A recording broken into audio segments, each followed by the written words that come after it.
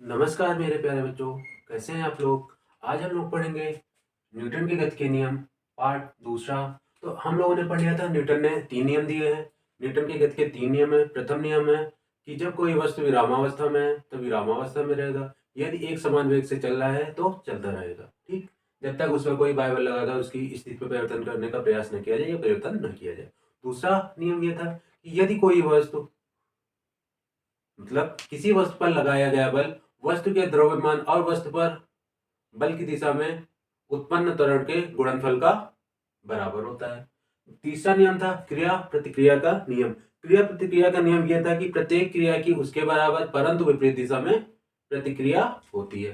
प्रत्येक क्रिया की उसके बराबर परंतु विपरीत दिशा में प्रतिक्रिया होती है। तो आज हम लोग पढ़ेंगे न्यूटन के नियम। तो न्यूटन के नियम मिले सर्वप्रथम कहाँ पे। न्यूटन के नियम हमें सर हम लोगों ने को मिले थे, जो हमारे वैज्ञानिक थे उन्होंने न्यूटन की एक बुक थी, प्रसिद्ध बुक प्रिंसिपिया, जिसको उन्होंने 1686 ईस्वी में लिखा था। अब न्यूटन भी किसी ना किसी से प्रभावित रहे होंगे, जो उन्होंने अपने ये नियम दिए हैं। तो उन्होंने 3 नियम दिए हैं जो बहुत इंपॉर्टेंट है, लेकिन उन्होंने जो 3 नियम दिए हैं वो किसी एक ऐसे वैज्ञानिक थे जिनसे प्रभावित होकर दिए थे। उन वैज्ञानिक का नाम था गैलीलियो। गैलीलियो ने सर्वप्रथम नियम दिया था जड़त्व का।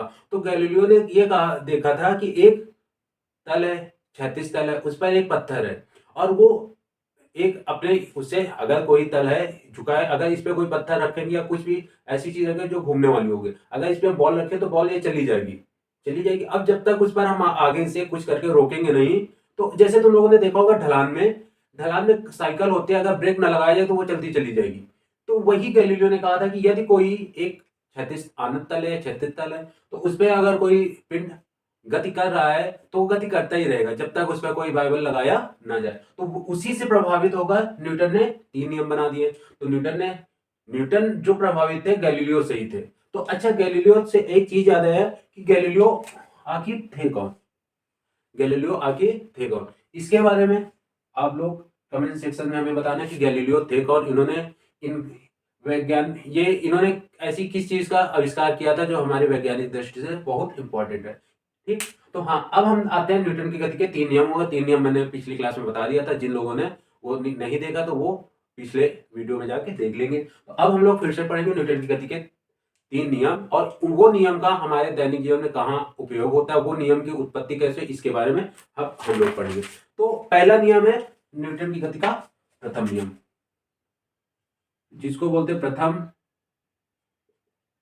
नियम का स्पष्टीकरण, ठीक। प्रथम नियम का स्पष्टीकरण। तो प्रथम नियम का स्पष्टीकरण देख लेना। हम मान लेते हैं ये एक कोई आनत तल है, ठीक। यहां पे कोई पिंड है। अब ये इस दिशा में लोढ़ा करा है, ठीक। या फिर ये मान लो कि एक ये ऐसे है और यहाँ पे ये साइकिल है, ये साइकिल है। अब इस पर जब तक ब्रेक नहीं मारेंगे ये सीधा जाएगी और यहाँ किसी न किसी इंसान को ठोक देगी। अब जब ठोक देगी तो सिंपल है, वो इंसान आपको जो पाएगा उससे मारेगा, जूते से, चप्पल से, डंडे से। तो उससे बचने के लिए आप क्या करोगे, हैंड से ब्रेक लगाओगे। जब ब्रेक लगाओगे तो ये जो ब्रेक यहां लग रहा है, ये क्या है, बाह्य बल, जिसको बोलते हैं एक्सटर्नल फोर्स। अब जब ये फोर्स लगेगा तो कुछ उस आदमी को टक्कर मारने से पहले ये साइकिल क्या हो जाएगी, यहाँ रुक जाएगी। तो गैलीलियो ने भी यही कहा था कि यदि कोई वस्तु गति अवस्था में है तो गति अवस्था में रहेगी जब तक कि उस पर कोई बल न लगाया जाए, ठीक। एक तो ये हो गया। अब जैसे हमें ये पिंड है, यहाँ पे ये मान लेते हैं ये कार है, ये कार है।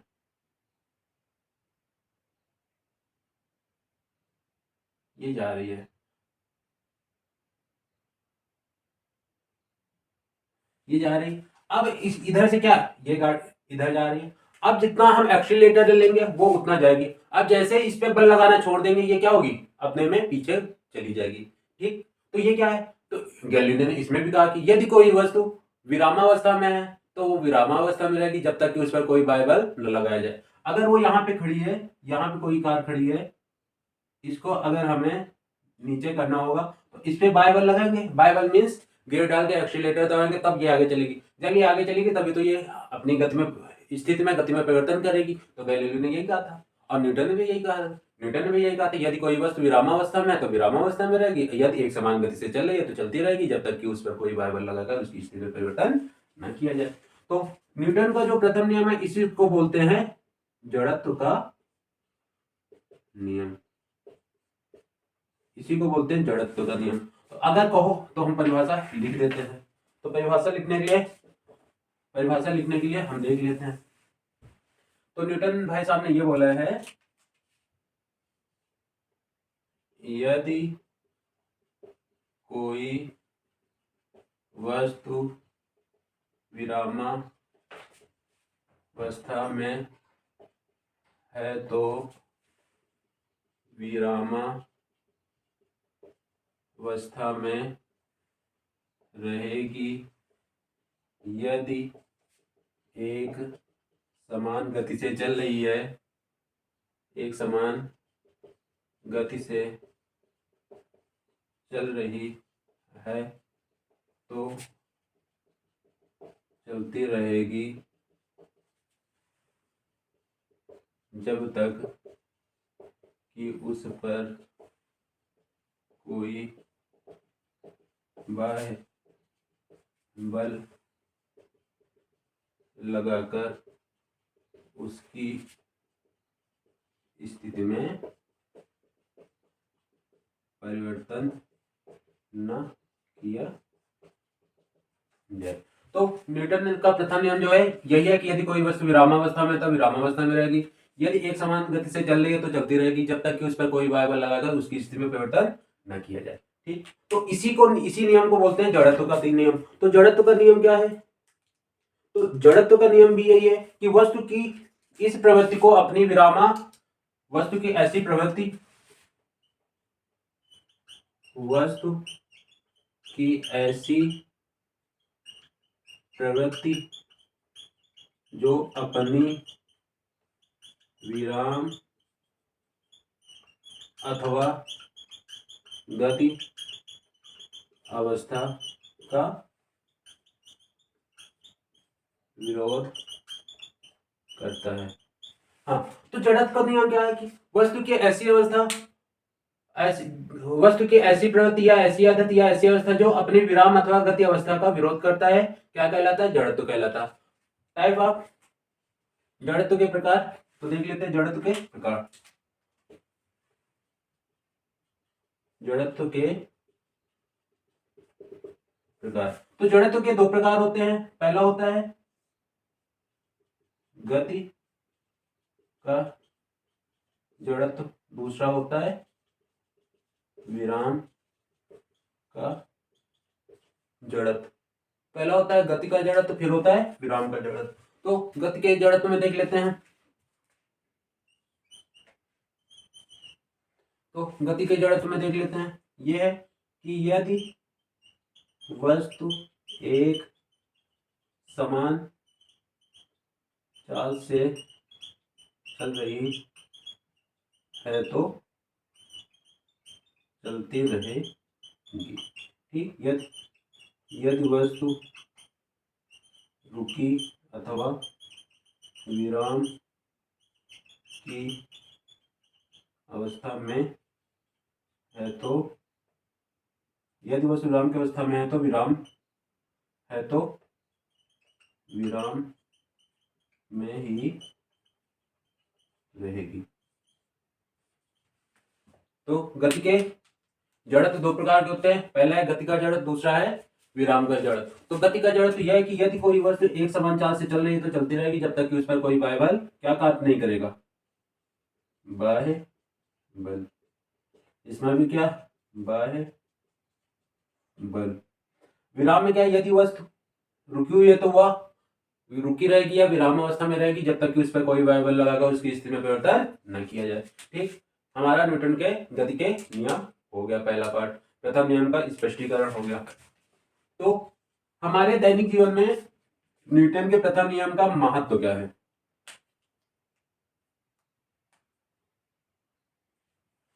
तो हम देख लेते हैं। पहला है हेडिंग, दैनिक जीवन में जड़त्व का महत्व। जड़त्व का महत्व। तो हम लोगों के साथ घटनाएं घटती हैं, लेकिन उसको हम लोग साइंस से कभी रिलेटेड नहीं कर पाते। तो आज हम आप लोगों को जो हमारे दैनिक जीवन में घटनाएं घटती हैं वो न्यूटन के किस नियम पर किस समय कैसे आधारित है वो आज हम तुम्हें बताएंगे। तो पहला नियम है कि यदि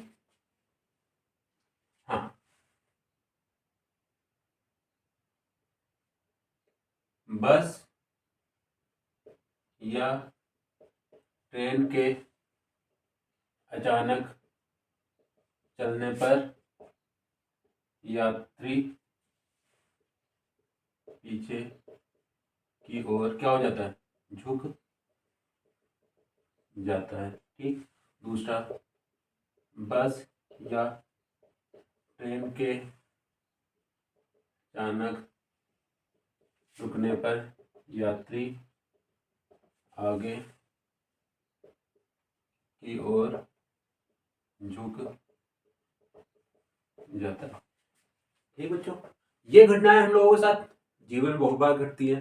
ठीक, कभी कभी होता है कि हम लोग बस में बैठे हैं और बस रुकी हुई है, बस के ड्राइवर ने अचानक से बस को आगे बढ़ा दिया, या कार में बैठे हैं या बाइक में बैठे हैं या साइकिल में भी हैं, तो जब कोई साइकिल चला रहा है हम पीछे बैठे हैं तो वो क्या किया, मस्ती मस्ती में साइकिल को आगे बढ़ा दिया। या कभी कभी दोस्तों के साथ हो जाता है कि हम बाइक में बैठे हैं, वो मस्ती मस्ती में क्या करते हैं, बाइक को अचानक से बढ़ा देते हैं, तो हम क्या हो जाते हैं, पीछे की ओर झुक जाते हैं। तो वही है, बस तथा ट्रेन के अचानक चलने पर यात्री पीछे की ओर झुक जाता है। तो अच्छा, इसका रीजन क्या है?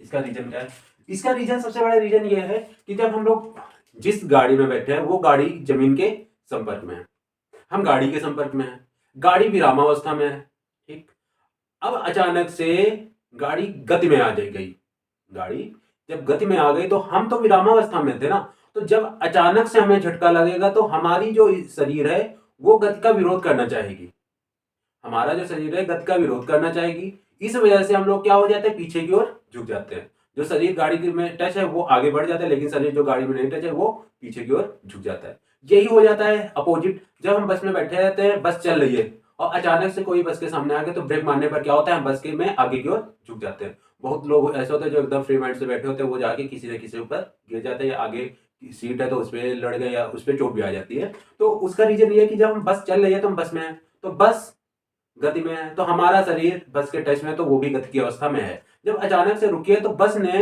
गति का विरोध किया, तो उसके साथ हमारा शरीर भी गति के विरामावस्था का विरोध करने लगा। तो हमारा जो शरीर टच में है वो तो रुक गया, लेकिन जो शरीर टच नहीं है, यानी कि कहे कमर के ऊपरी सिरे का भाग, ये गति में बने रहने की कोशिश करेगा, और जब कोशिश करेगा तो ये आगे जाके ब्रेक लगने पे ये आगे की ओर झुक जाएगा। ठीक, तो अगर ये और भी है तो और एग्जांपल आप लोग बुक से देख लेना। जैसे कभी कभी होता है, डंडे से कंबल को पीटने पर मिट्टी क्या होती है, मिट्टी बाहर गिर जाती है। ठीक, इस तरीके के बहुत से एग्जांपल है जो हमारे दैनिक जीवन में उपयोग होते हैं न्यूटन के प्रथम नियम से या जड़त्व के नियम से। अगर आपको क्लास अच्छी लगे तो लाइक, शेयर और सब्सक्राइब करना ना भूलना। जय हिंद।